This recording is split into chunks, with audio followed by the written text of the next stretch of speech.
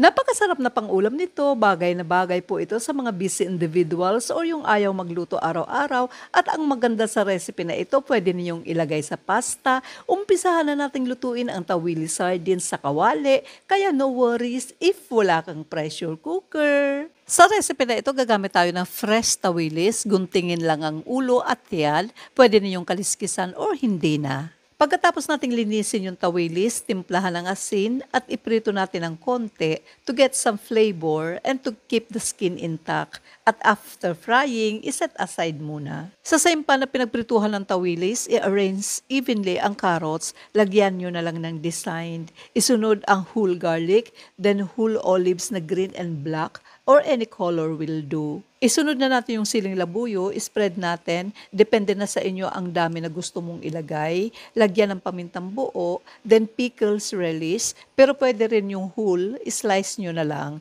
Ilagay ang laurel at ang pritong tawilis. Take note na magtitira ng mga ingredients kasi maglalagay tayo sa ibabaw mamaya. Ilagay na yung mga natitira pang mga ingredients, spread lang natin sa ibabaw ng isda. Lagyan ng kalahating cup na olive oil at 2 cups water. Timplahan ng asin at takpan. Ilagay na sa high heat at kapag kumukulo na, iswitch sa low heat at lutuin ng 2 oras or hanggang sa lumambot ang tinik ng tawilis. Ang isdang tawilis ay medyo matagal palambutin ang tinik, kaya konting pasensya. After 2.5 hours, luto na ang tawilis sardines. Let it cool bago ilagay sa sterilized na airtight container. Keep refrigerated na lang para sure na hindi masira.